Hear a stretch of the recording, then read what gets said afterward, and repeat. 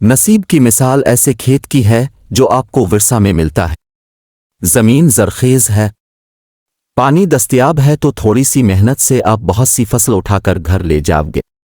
اور اگر کھیت پتھروں بھرا ہے، زمین بنجر ہے اور پانی دستیاب نہیں ہے، تو جتنا مرضی سر پھوڑو شاید اتنا بھی حاصل نہ کر پاؤ جو تم کو زندہ رکھ سکے۔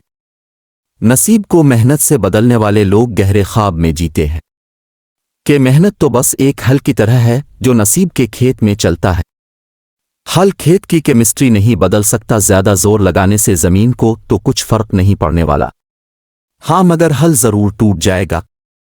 نصیب کو صرف 3 چیزیں بدل سکتی ہیں۔ ایک یہ کہ کسی نصیب والے کے ساتھ لگ جاؤ، اپنے کھیت کی حدیں اس کے کھیت سے ایسے ملا لو کہ اس کے کھیت کی زرخیزی تم پر بھی اتر آئے۔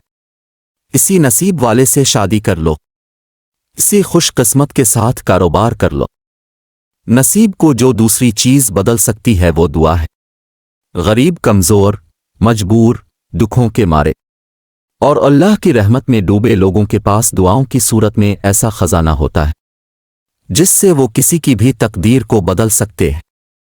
اپنے نصیب کو بدلنے کا سب سے بڑا اور تیسرا راستہ خدا پر بھروسہ کرنا ہے۔ دعا کے ذریعے آپ خدا سے مدد طلب کر کے اپنے نصیب کو بدل سکتے ہیں۔ ان تینوں طریقوں کو استعمال کرتے ہوئے آپ اپنے نصیب کو بدل سکتے ہیں اور اپنے مقصد تک پہنچ سکتے ہیں۔